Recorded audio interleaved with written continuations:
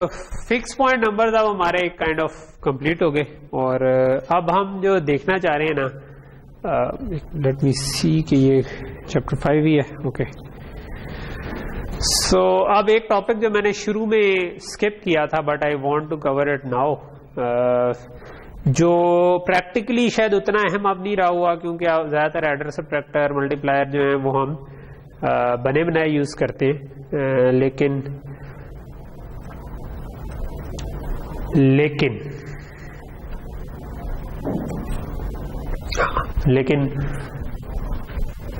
इनका स्ट्रक्चर मेरे ख्याल में आना जरूर चाहिए। उसकी वजह यह है कि जो हम स्पेशली सिग्नल प्रोसेसिंग के सिस्टम बनाते हैं, जो कम्युनिकेशन सिस्टम हो गए, इमेज प्रोसेसिंग सिस्टम हो गए, इन सब में जिसमें कोई सिग्नल आ रहा है और उसके ऊपर हम प्रोसेसिंग करें, उसकी अगर दो बातें हो सकती है। कल को आप प्रैक्टिकली किसी ऐसी कंपनी में भी एम्प्लॉयड हो सकते हैं जहां पर आप वाकई एडर और मल्टीप्लायर बना रहे हो, तो उस हिसाब से भी आपको ये आर्किटेक्चर्स आने चाहिए। दूसरा ये कि जब हम सिग्नल प्रोसेसिंग कर रहे होते हैं तो उनमें हम इनके स्ट्रक्चर्स के अंदर जो चीजें उनको यूज कर रहे होते हैं, यानी कि मिसाल के तौर पर जब हम फिल्टर कर रहे होते हैं तो अगर आप अपनी आईसी बना रहे हैं जिसने फिल्टरिंग करनी है तो मोस्ट प्रोबेबली हम जो मल्टीप्लायर है वो पूरा मल्टीप्लायर ना शायद लगाएं, बल्कि हम पार्शियल सम पार्शियल कैरी हम बाद में पढ़ेंगे वो चलाते रहें और आखिर में एक दफा ऐड कर दें। यानी कि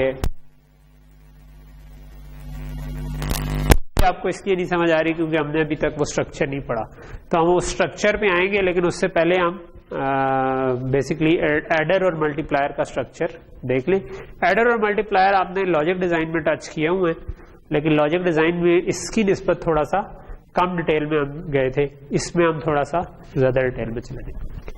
ओके सो बेसिकली हम मल्टीप्लायर बनाना चाह रहे हैं, पैरेलल मल्टीप्लायर, लेकिन उससे पहले हमें एडर की जरूरत है। एडर नंबर्स को ऐड करता है। अगर आपको याद हो तो हमने एक चीज बनाई थी half adder, started with half adder in logic design. Half adder 2 bits को ऐड करता है, ठीक है। तो अगर मैंने 2 बिट्स को ऐड करने तो 2 बिट्स के कॉम्बिनेशन हो सकते हैं 00, 01, 10 और 11, ठीक है। और इन दोनों को ऐड करूंगा तो मेरे पास इस केस में 0 आ जाएगा, इस केस में 1 आ जाएगा, इस केस में 1 आ जाएगा, इस केस में 2 आ जाएगा। क्योंकि इस केस में 2 आ सकता है तो मुझे 2 बिट्स रखने की जरूरत है, तो मैं जहां पे 0 था उसको भी 00 कह देता हूँ, इसको भी 01 कह देता हूँ, ठीक है। तो ये जो पहली बिट है इसको हम कह देते हैं अमूमन सम और दूसरी बिट को हम कहते हैं कैरी, ठीक है। इसी ट्रूथ टेबल को अगर मैं इस तरह बना के देख लूं तो बेसिकली सम की जो लॉजिक बन रही है वो बन रही है, ठीक है, वो हमारे पास सम 1 आता है जिस वक्त इनमें से कोई एक 1 हो। जब दोनों 1 आए हैं उस वक्त नहीं आ रहा, तो सम बेसिकली इस जगह पे 1 आ रहा है और कैरी आपके पास 1 सिर्फ आ रही है आखिरी केस में कि जब दोनों 1 हो जाए, which gives us N idea कि इसका सर्किट क्या होगा। क्या होगा इसका सर्किट? सम का सिंपल एक्सऑर गेट और कैरी का एंड गेट। तो ये हमारे पास स्लाइड पे बना हुआ है, एक्सऑर गेट करें तो सम आ जाए, एंड करें तो कैरी आ जाए। इसको हम कहते हैं हाफ एडर, ठीक है।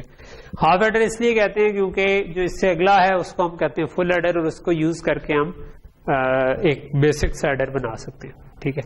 सो फुल एडर ये होता है जो 3 बिट्स को ऐड करता है, ठीक है। सो जब आपने 3 बिट्स को ऐड करना हो तो 000 पे रिजल्ट आएगा 0। इन दोनों केसेस में एक ही 1 आ रहा है तो आउटपुट 1 आ रही है, 2 1 आ गए तो 2 आ गई, एक ही 1 आ रहा है, 2 1 आ गए तो 2 आ गई, आखिरी केस में सिर्फ 3 1 आएंगे, उस केस में 3। अगेन 3 बिट्स को भी ऐड करेंगे तो रिजल्ट के लिए 2 बिट्स ही काफी है, तो आपको सम और कैरी ही चाहिए होगा। इसका अगर सर्किट बनाना हो तो एक तरीका यह है कि इसका के मैप बनाएं और सम का भी और कैरी का भी, और उसके थ्रू इसको जो भी सर्किट बनता है वो बना लें तो वो एक फुल एडर बन जाएगा, ठीक है। कार्नॉफ मैप वगैरह आपने लॉजिक डिजाइन में पढ़े हैं जो कि लॉजिक को ऑप्टिमाइज करने के लिए यूज हो सकते हैं। दूसरा तरीका इसका जो है ना वो अगर आप बूलियन अलजेब्रा से इसको खोलेंगे ना तो इसका सर्किट इस तरीके से भी बन सकता है, ठीक है।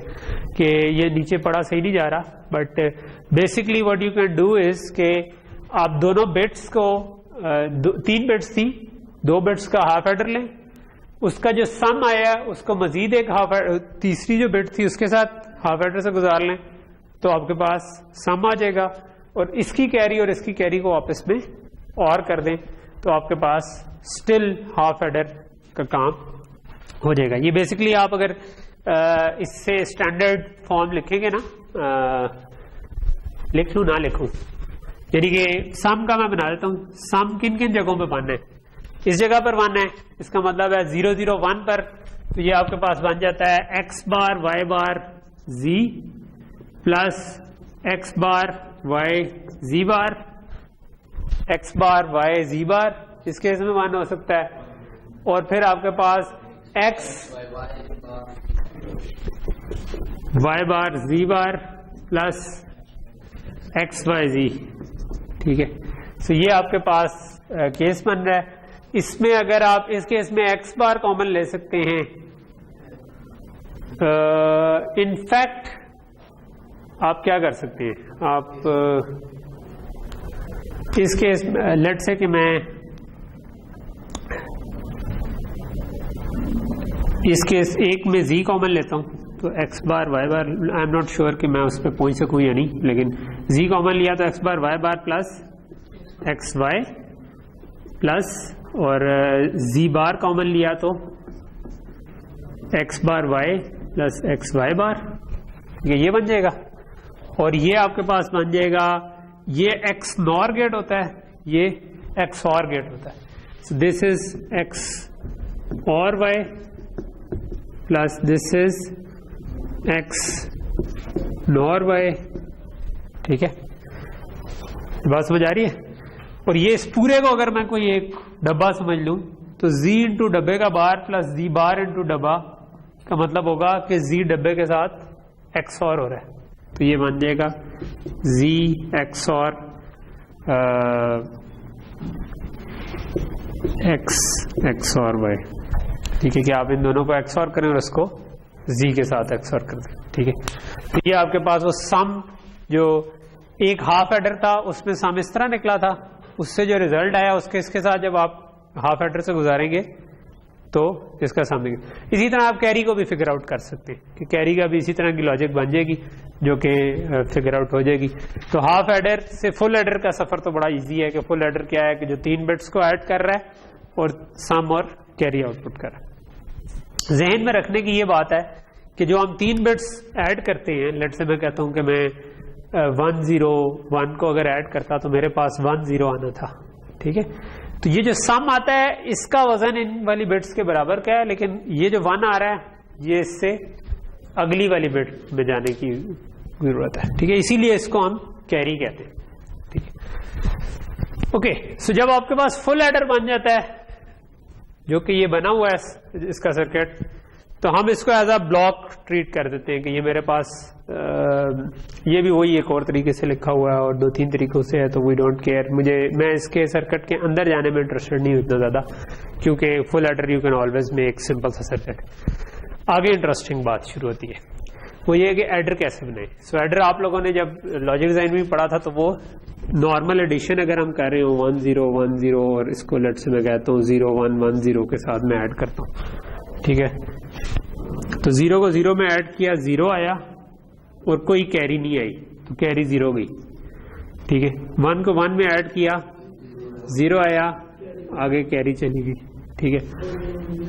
1 ये जो कैरी आई 1 और 1 को ऐड किया, 0 आया, कैरी आ गई। 1 को 1 में ऐड किया, 0 आया, कैरी आगे चली।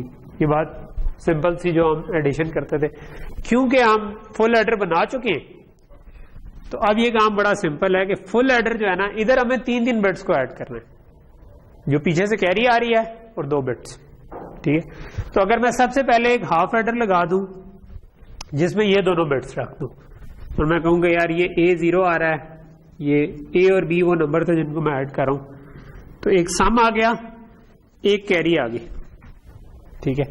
उस कैरी को मैं ऐड कर दूं A1 और B1 से, इन दोनों बिट्स से, तो मेरे पास सम आ गया। ये अब फुल एडर है क्योंकि ये 3 बिट्स को ऐड कर रहा है, इसलिए फुल एडर हमें इसलिए चाहिए था क्योंकि हमने पीछे वाले कैरी को भी ऐड करना, ठीक है। इससे आगे गए A2 B2 सम आया, कैरी आ गई, ठीक है। मैंने उल्टा लिख दिया बट एडिशन में कोई फर्क नहीं पड़ता, तो लेट्स जस्ट वैसे बेहतर है कर दूं, क्योंकि क्या पता मैं एडर से सब्ट्रैक्टर पे भी आने की कोशिश करूं, वहां पे जरूर फर्क पड़ जाए। और फिर इससे एक सी कैरी आउट। तो अगर मैं ये बनाना शुरू कर दूं तो ये 4 बिट का एडर है, ठीक है। ये 4 बिट के 2 नंबर्स को लेकर ऐड कर सकता है, ठीक है। तो स्लाइड के ऊपर यही बना हुआ है, ठीक है। ये ज्यादा बिट्स का बना हुआ, बेसिकली 6 बिट का एडर बना हुआ है। तो आप इसी को आगे मैं एक्सटेंड करता जाऊं तो बेशक 32 बिट का एडर बना लूं, ठीक है। तो ये एडर है। इसमें आपको एक छोटी सी चीज नजर आ रही है कि जो आखिरी 2 कैरीज हैं, ठीक है, सो उनको आपस में XOR किया हुआ, ठीक है। और उसको उसकी बेस पे हमने कहा हुआ है कि ओवरफ्लो हुआ है कि नहीं हुआ, ठीक है। अगर ये दोनों सेम नहीं आ रही, इनफैक्ट ये मेरा ख्याल है ये गलत, इसको मैं कैरी के साथ नहीं करना चाहिए था। ये आखिरी बिट आ रही है, मेरा ख्याल है इन दोनों को XOR करना चाहिए, ठीक है। कि जो आखिरी आपका सम आ रहा है, सम की जो आखिरी 2 बिट्स हैं, अगर वो 2 डिफरेंट आ रही है, क्योंकि एंड पे क्या होगा, अगर मैंने 4 बिट का नंबर है और उसको 4 बिट में ही सेव करना है, तो अगर तो ये आखिरी दोनों बिट बराबर हैं तो फिर I can always remove 1 bit. अगर वो 0 था तो वो पॉजिटिव नंबर था, 0 0 था निकाल दिया, कोई मसला नहीं। 1 1 था नेगेटिव नंबर था, नेगेटिव में आगे से 1 रिमूव करने से मसला नहीं होता, एज लॉन्ग एज आपके इधर 1 हो, ठीक है। अगर 0 होगा तो मसला आ जाएगा। तो अगर ये दोनों बराबर नहीं है, XOR क्या करता है कि चेक करता है कि ये दोनों बराबर हैं या नहीं है। तो वो मेरा ख्याल है स्लाइड पे वो गलत टाई हुआ है, it should be with some, ठीक है। तो ये आपके सम के साथ टाई होना चाहिए, ठीक। तो ये कहलाता है रिपल कैरी एडर, ठीक है।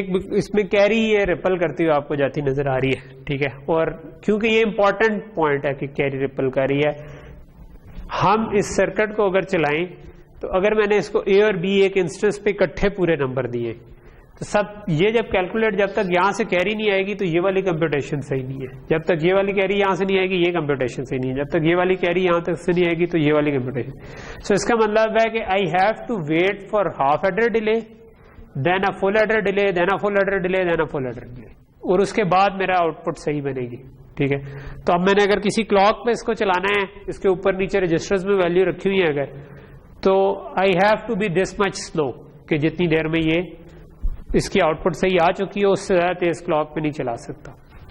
तो सिस्टम डिजाइनर का काम है कि ऐसी जगहों पर आकर क्लॉक को तेज करने के तरीके ढूंढे, ठीक है।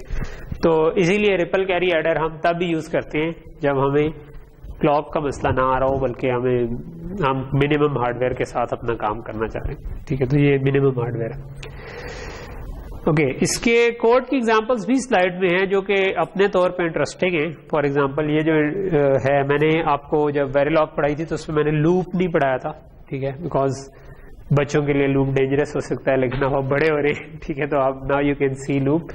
जब आप वेरिलॉग में लूप लिखते हैं तो लूप का मतलब है कि अगर वो 10 दफा चला तो आप 10 दफा हार्डवेयर बना रहे।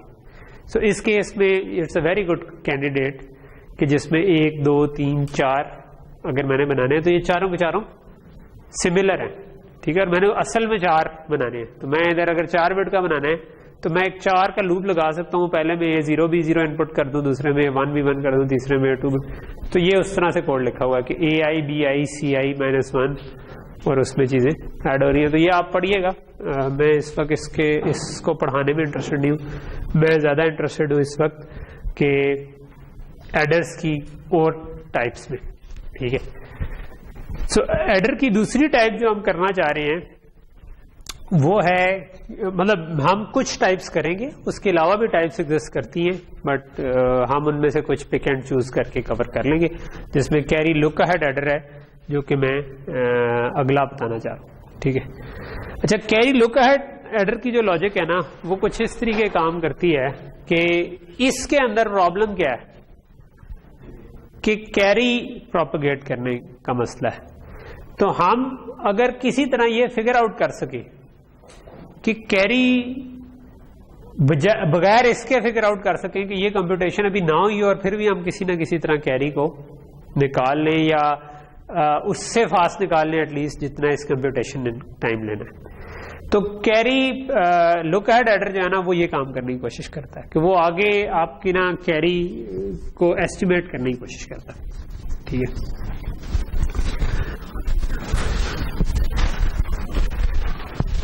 ओके, सो उसके लिए लेट्स से कि मैं पहले एक टेबल बना लेता हूं। अगर हम उसको ट्रुथ टेबल को ही दोबारा गौर से देखें, ठीक है, ये सम है, ये कैरी है, और ये मेरे पास ABC जो मेरे फुल एडर की इनपुट्स थी लेट्स से आ रही, तो 0 0 0 0 0 1 1 0 1 0 0 1 1 1 0 0, ये मेरे पास इनपुट्स आ रही थी। सो इस केस में इसमें हमारे पास आउटपुट आएगी 0 0, इस केस में आ जाएगी 0 1, इस केस में भी आ जाएगी 0 1, इस केस में आ जाएगी 2, इस केस में आ जाएगी 1, इस केस में भी आ जाएगी 2, इस केस में भी आ जाएगी 2, और इस केस में आ जाएगी 3। ओके, कैरी ये सम ये, ठीक है। ओके, सो अगर हम इस टेबल को इस तरीके से तोड़ें कि एक केस है ये कि जिस वक्त ए और बी दोनों 0 होते हैं, जब ए और बी दोनों 0 होते हैं तो कैरी क्या होती है 0, और अगर ए और बी दोनों 1 हो तो कैरी क्या होती है 1, और अगर इन दोनों में से कोई एक 1 हो ए और बी में से तो कैरी क्या होती है, कभी 0 भी हो सकती है, कभी 1 भी हो सकती है, लेकिन किस पे डिपेंड कर रही है, इस पे सीन पे, कि जो कैरी इनपुट पे आ रही है वही आउटपुट पे जाएगी।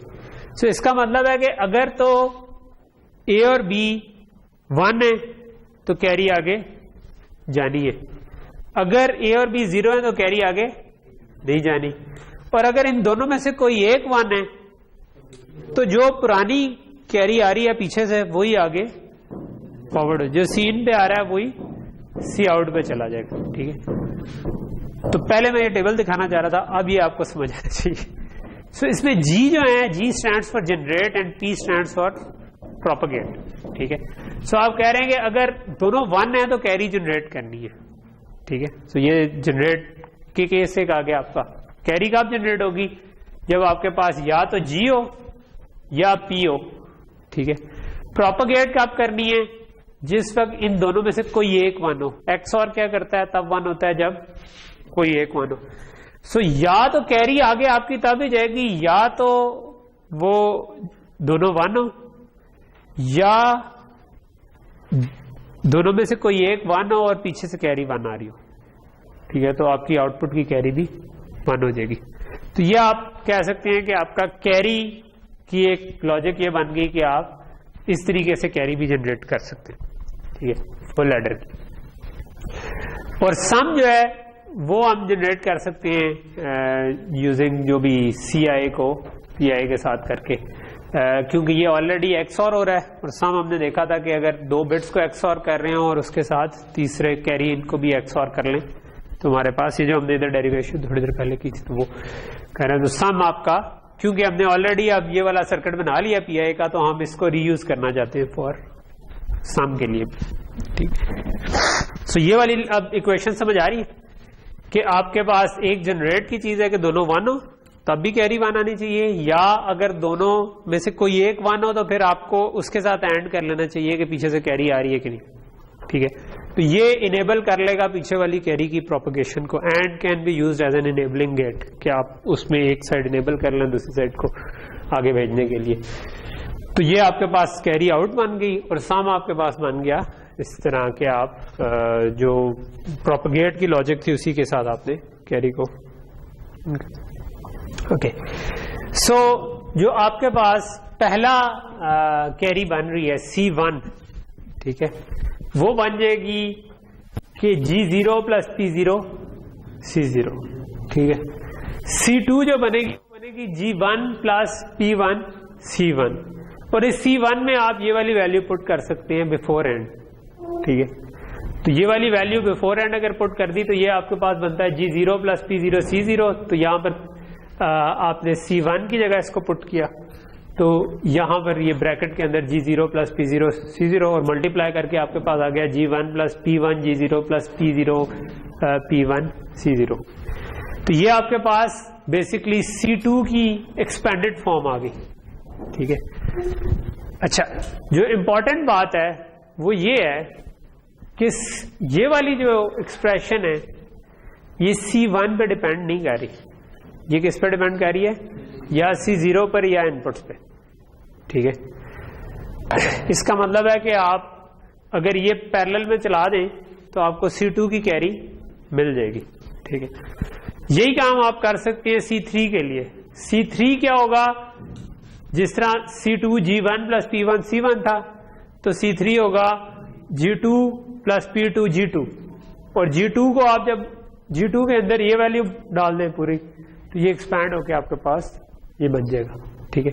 C4 में आप कह सकते हैं कि यही वाली में C4 is equal to G3 plus, और उसके अंदर आप आप बेसिकली आगे अगेन सर्किट बढ़ता जा रहा है आगे जाते हुए, ठीक है। हार्डवेयर ज्यादा हो रहा है, लेकिन इसका डिले उन फुल एड्रेस के डिले से कम है जो कि हमारे पास रिपल करते हुए आ रहे होते हैं, ठीक है। ये हम पैरेलल में कंप्यूटेशन पे लगा सकते हैं कि भाई ये कंप्यूट करना शुरू कर दो, ठीक है।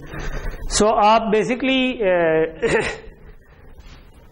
C4 को लेट से इधर एक और चीज भी बताइए, कैपिटल G और कैपिटल P, ठीक है। सो जो लेट से कि मैं 4 के लिए ये बना लूं तो मैं उनको कैस्केड करके बड़ा एडर भी बना सकता हूं, ठीक है। तो ये हम लेट से 4 का केस बना रहे हैं, तो 4 का कलेक्टिव जो G और P आ रहा है ना, वो ये आ रहा है कि अगर सारी बिट्स 1 हो तो उसको हम P कह दें, और G0 जो है ना वो बन जाएगा C4 बन जाएगा G0 plus P0 C0, G0 जिसमें ये चीज है, ठीक है। यानी इसी को हमने काइंड ऑफ छोटा करके ना जो आपकी फॉर्म है कि ये जो चीज आ रही थी ना G3 प्लस P3 G2, तो ये जो पूरा यहां तक आ रहा था ना, वो हमने उठा के कह दिया कि ये जनरेशन की लॉजिक है, ठीक है, और ये प्रोपगेशन की है कि अगर सारे 1s आ रहे हो, अगर 4 बिट्स थी सारे 1 आ रहे हो, तो उस केस में हमने कैरी जो पीछे से थी वो प्रोपगेट करनी है, और अगर सारे 1 नहीं आ रहे तो फिर हमारे पास हमने देखना है 2 बिट्स को कि वो बराबर है, उनमें से कोई एक 1 हो, अगली एक 1 हो, तो वो जो उसको छोटा करके हम अगर देखें तो वो ये चीज बन जाती है जो G0 का गया। सो ओवरऑल आपका जो सर्किट बन गया 4 बिट का जो कैरी लुक अहेड एडर का, वो फिर कुछ इस किस्म का बन गया कि आपने किसी भी जगह के लिए अगर निकालनी है तो ये तो आपका था ना कि ए और बी को प्रोपगेशन और जनरेशन की लॉजिक कि अगर दोनों 1 आ रहे हो तो आपकी जनरेट हो जाएगी, अगर दोनों में से कोई एक 1 है तो प्रोपगेट हो जाएगी, ठीक है। अच्छा,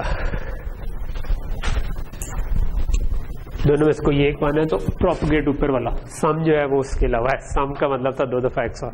तो ये वही जो एक्सप्रेशंस लिखी थी उनकी इक्वेशन में उनकी ग्राफिकल फॉर्म है।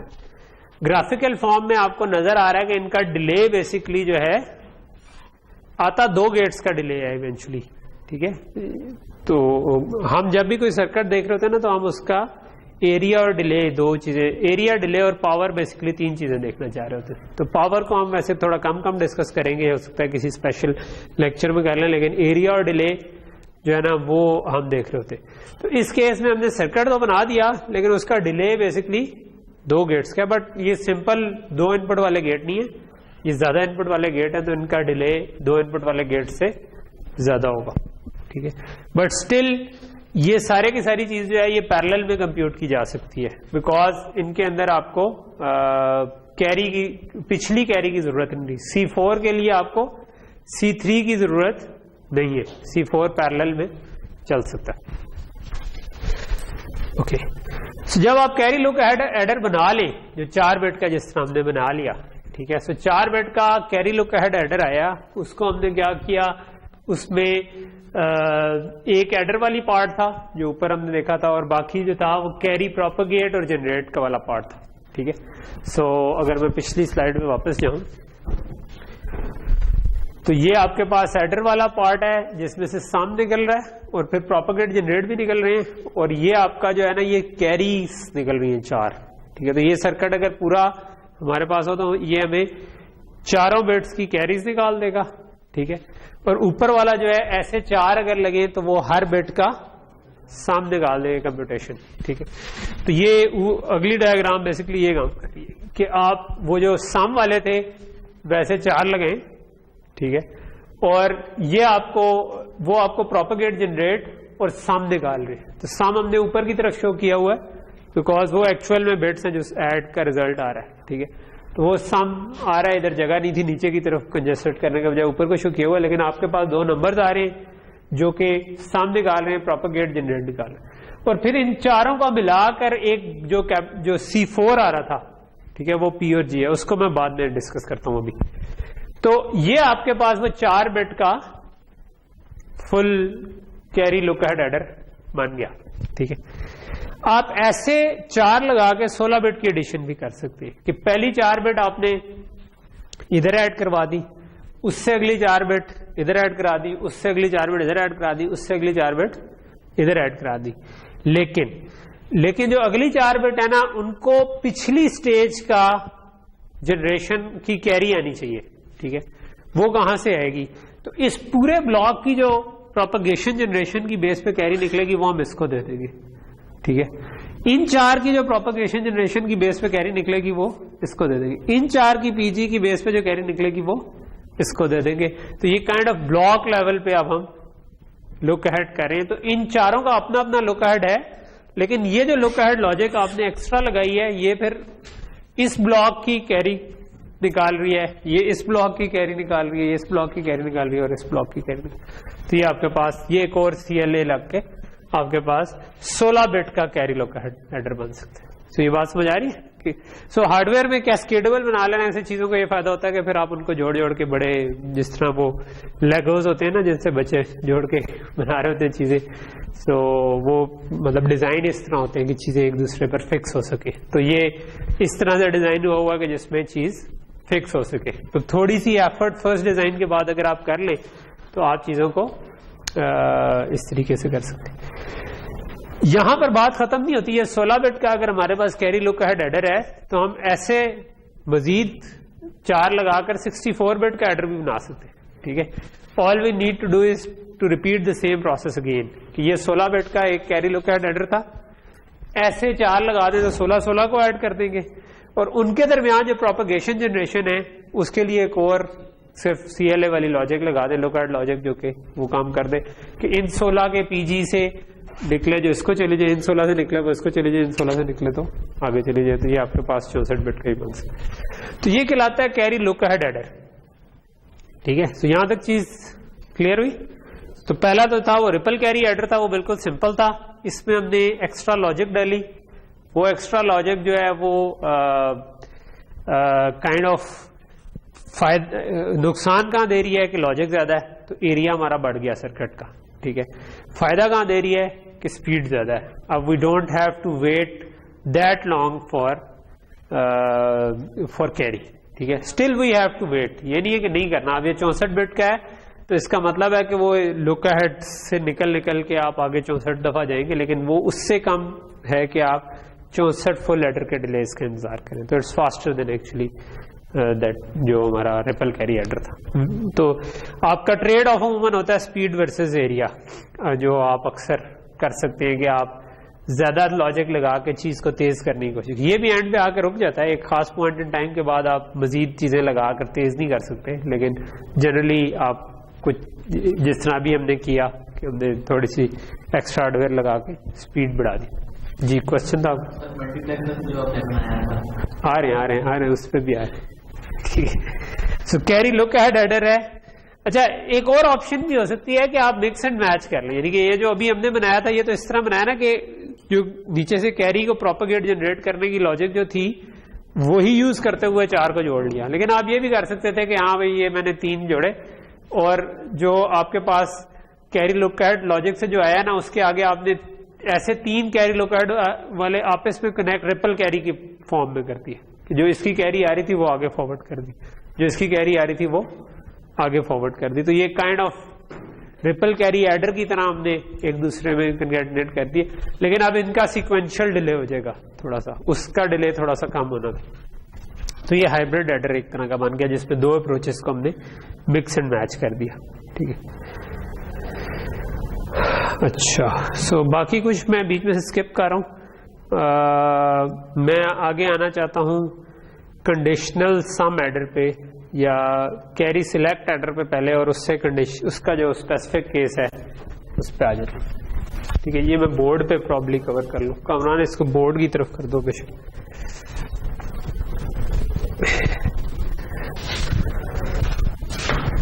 ओके, लेट्स से कि मैंने 16 बिट ऐड करनी थी। ठीक है, तो मेरे पास 4 बिट का एडर था और 4 बिट का अगला एडर था और 4 बिट का अगला एडर था और 4 बिट का अगला एडर था।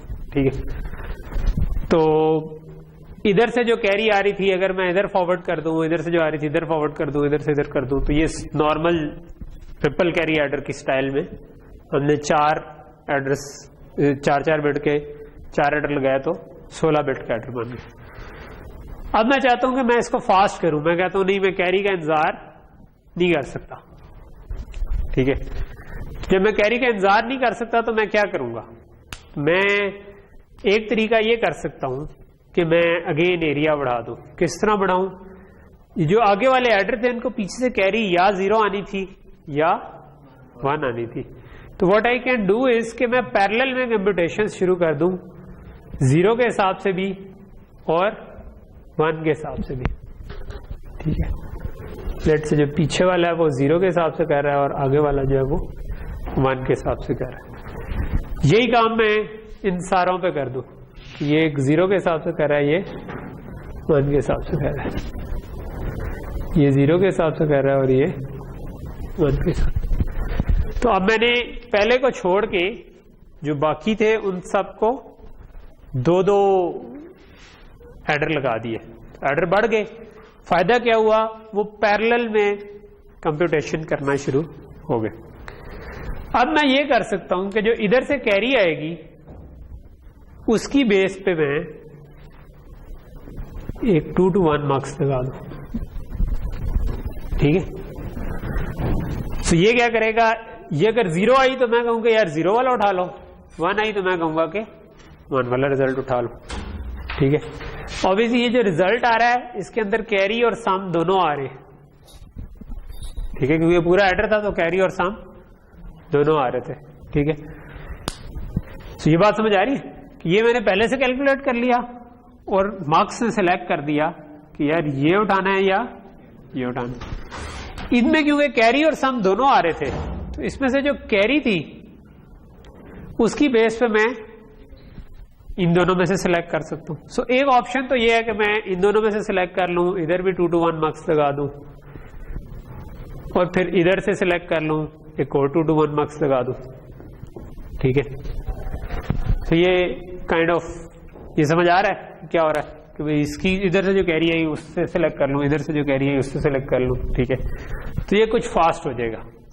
लेकिन अगर हम थोड़ा सा सोचे तो हम इसको मजीद फास्ट भी कर सकते थे।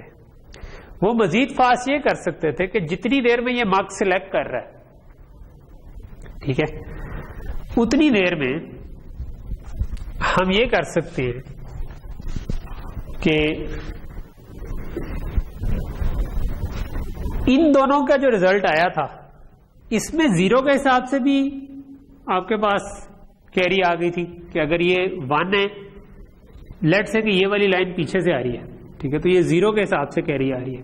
ठीक है, मैं C0 कहता हूँ। ठीक है, जस्ट टू शो, और ये कहता हूँ C1 के ये 1 वाले के हिसाब से आ रही है कैरी। ठीक है, ऑल दो ये कोई इतनी अच्छी नोटेशन नहीं होगी बट लेट्स जस्ट अज्यूम कि ये अच्छी नोटेशन है और मैं जो पॉइंट समझाना चाह रहा हूँ कि ये 0 के हिसाब से आ रही थी।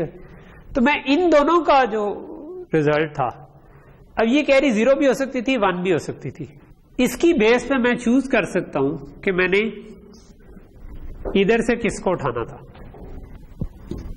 ठीक है, क्योंकि एक 0 आ रहा है, एक 1 आ रहा है, और इसकी बेस पे मैं चूज कर सकता हूं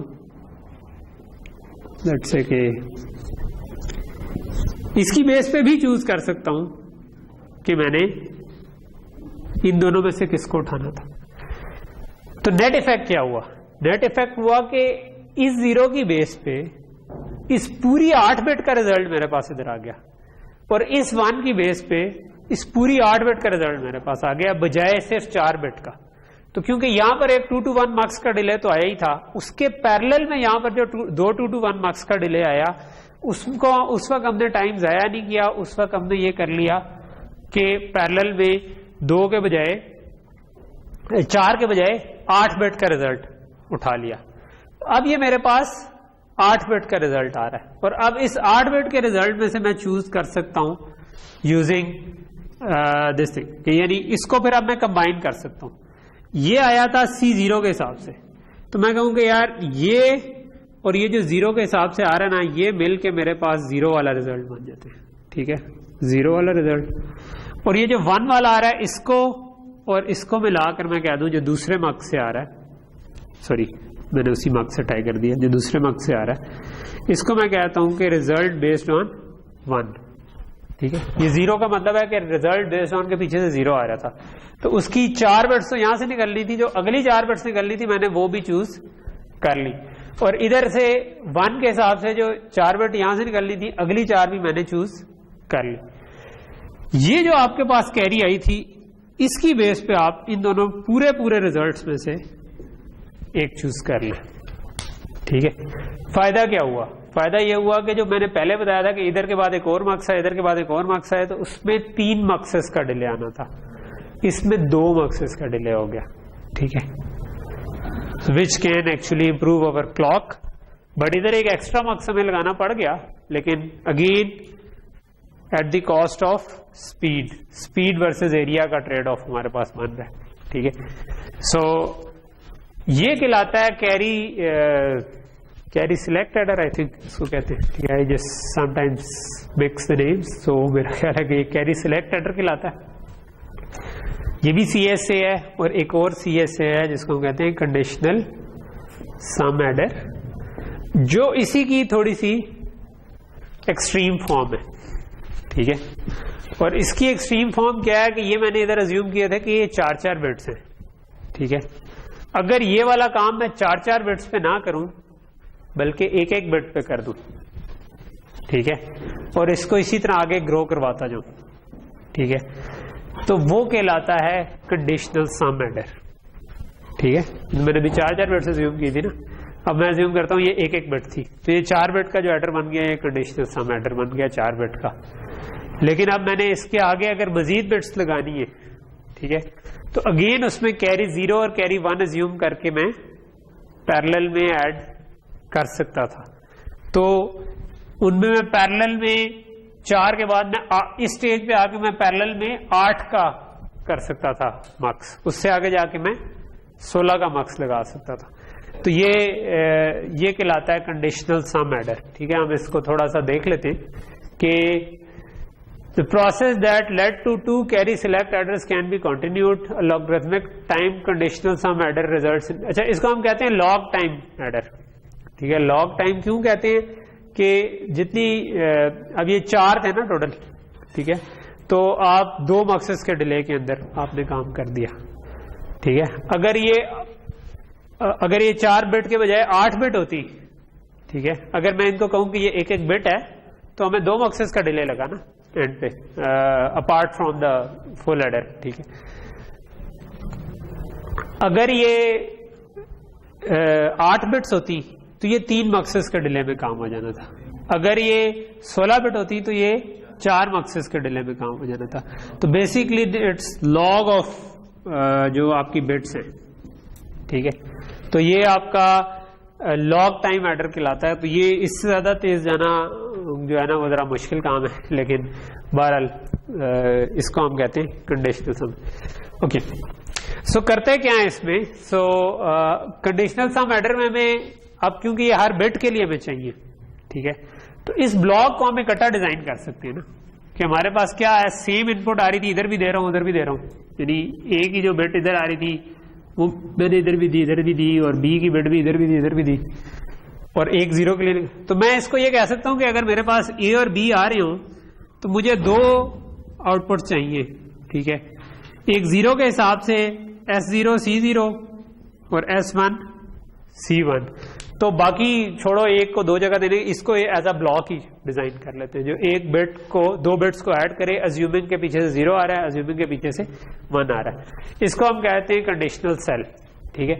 सो the conditional cell generates a pair of sum carries S0 C0 और S1 C1, और जो आपका एक पेयर है वो 0 अज्यूम कर रहा है पीछे से कैरी, एक पेयर अज्यूम कर रहा है कि पीछे से कैरी 1 आ रही है, ठीक है। और उसके बाद आपके पास एक ट्री ऑफ मल्टीप्लेक्सर्स है जिसके थ्रू आप रिजल्ट को, यही कॉन्सेप्ट एक्सटेंड हो रहा है, ठीक है। जो कॉन्सेप्ट इधर हमने दिया यही कॉन्सेप्ट आगे एक्सटेंड होगा, ठीक है। सो हम इसके स्लाइड्स पढ़ने के बजाय let's come to the interesting part, ठीक है। सो इंटरेस्टिंग पार्ट ये है कि अगर आप ट्रुथ टेबल बनाएंगे ना इसका, ठीक है। सो ट्रुथ टेबल आपका क्या बनता है, आपके पास ए और बी दो इनपुट आ रही है, 0 0 0 1 1 0 और 1 1, ठीक है। और इसके पास मेरे पास टोटल लेट से C0 S0 और C1 S1 वगैरह। सो अगर पीछे 0 आ रहा था तो इस केस में 0 0 आना है रिजल्ट, इस केस में 0 1 आना है, इस केस में भी 0 1 आना है, इस केस में 1 0 आना है। अगर पीछे से कैरी 1 आ रही थी तो फिर ये 1 0 0 था तो ये 1 आ गया, ये 1 0 1 था, ये 2 आ गया, ये 1 1 0 था, ये भी 2 आ गया, और 1 1 1 था, ये 3 आ गया, ठीक है। सो अगर मैं इसको देखूं तो ये एंड गेट है, इसको देखूं तो XOR गेट है, इसको देखूं तो ये आपका XNOR गेट है, ठीक है।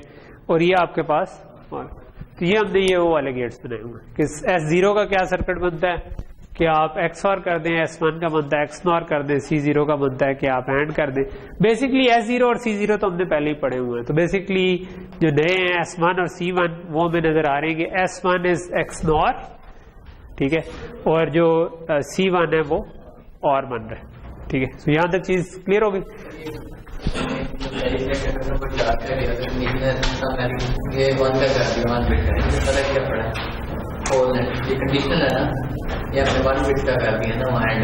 कैरी सिलेक्ट एडर हमने कोई फर्क नहीं पड़ा, हमने वो एक तरकीब पड़ी कि किस तरीके हम कर सकते हैं, और फिर हम उसको जब एक्सट्रीम पे ले गए तो उसको हम कंडीशनल सम एडर कह रहे हैं, ठीक। सिर्फ फर्क ये किया कि उसके अंदर जो एडर थे वो कोई भी हो सकता था। इस केस में हमने एक बिट के लिए अलग कंडीशन सेल बना दिया, बाकी ऐसा कोई फर्क नहीं है, ठीक है। तो ये अब आपका सर्किट बन गया जो एक गेट के डिले पे, या एक केस में नॉट का भी आ रहा है बहरहाल, एक गेट के डिले पे आपको चारों सम्स और कैरीज निकाल देगा। और जब आप 16 बिट का एडर बनाएंगे, तो ये हमने पढ़ लिया, तो वो काइंड ऑफ ये हमारे पास बन रहा है 16 बिट का एडर, ठीक है। तो ये खैर काइंड ऑफ कंप्यूटेशन को समझा रही है कि अच्छा पीछे से 1 आए और 0 आए तो क्या होगा। मेरा ख्याल है इसमें जाने की जरूरत नहीं है, अगर आपको ये समझ आ गया, ये बात आपको समझ आ गई है ना कि आपके पास पीछे से अगर 1 0, इसको अगर मैंने एक्सटेंड करना हो, let's just try to do this, कि अगर मैं ये 8 बिट का होता तो मेरे पास इधर पैरेलल में ऐसे 4 और लगे होते, ठीक है। इस स्टेज में मैं उन सब के आगे ये 2-2 मार्क्स लगा देता, ऐसे ही है ना, इन सब के आगे मेरे पास 2-2 मार्क्स आ जाते, है ना, जो सम और कैरी कह रहे हैं, जो 0 के हिसाब से और 1 के हिसाब से आउटपुट निकालते। अगली स्टेज में मैं क्या करता कि इधर से अज्यूम करते हुए कि यहां से जो कैरी आई है वो अगर 0 आ रही है तो उसके हिसाब से इन दोनों में से पेयरिंग कर लेता, ठीक है, और 1 जो आ रही है उसके हिसाब से भी इसमें से पेयरिंग कर लेता, ठीक है। तो वो इस मार्क्स के पैरेलल एक मार्क्स लग जाता, ठीक है।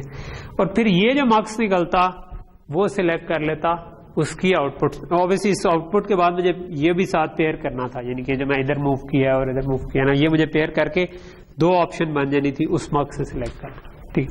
तो बात समझ आ रही है कि किस तरह करो।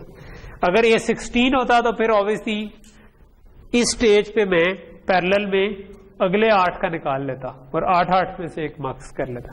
तो ये 16 वाले केस में ये हो रहा है, ठीक है। प्रोबेबली आपकी जो नेक्स्ट असाइनमेंट होगी वो कुछ इसकी हो सकती है, ठीक है, कि आपने ये वेरिलॉग में कोड करना हो, डिजाइन करना हो। मैं देखूंगा 8 का करना है या 16 का करना है या कितने का करना है, लेकिन बट वो ध्यान से डिजाइन करके उसको वेरिलॉग में कोड करें। लेकिन उससे पहले एक असाइनमेंट मैंने वीकेंड पे अपलोड कर दी हुई थी, जो कि आप लोगों ने देख ली होगी, है ना। ये जो अभी वाली असाइनमेंट है, it's kind of a mega assignment, ठीक है। So it's kind of a mini project कह लें, ठीक है। तो ये आपका एक मिनी प्रोजेक्ट है, इसके लिए मैंने अभी 2 हफ्ते दिए थे।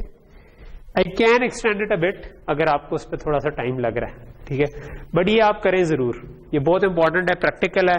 आपने करना ये है कि आपने एक FFT की कोर जो बनी बनाई है उसको इस्तेमाल करना है। और जिस तरह हमने FIFO वाला एग्जाम्पल डिजाइन किया था ना, जिसमें आपके पास DDR से उठ रहा था, इसमें जा रहा था और इधर से बाहर निकल रहा था, वो FIFO के बजाय अब FFT होगी। बट FFT को चलाने के लिए आपको थोड़ा सा FFT की जो PDF है उसको पढ़ के ये समझना होगा कि उसको कैसे कॉन्फ़िगर करते हैं, ठीक है। उसके लिए भी आपको मैंने थोड़ा सा सर्च किया था, तो मुझे ना एक बनी बनाई एग्जांपल मिल गई थी जो कि एग्जैक्टली वही काम कर रही थी जो आपकी सर में। Even if you run that example, ठीक है, वो ज़ेबो के लिए नहीं होगी, ठीक है। So you have to change it for ज़ेबो और उसके ऊपर उसको चलाना है। Even if you do that, still I think मैं असाइनमेंट आपकी एक्सेप्ट कर लूंगा, बिकॉज आपने स्क्रैच से अगर नहीं भी किया तो आप उसके अंदर चेंजेस करके कर लें। तो कोर चीज असाइनमेंट का मकसद ये है कि आपने FFT की एक कोर यूज करनी है, ठीक है।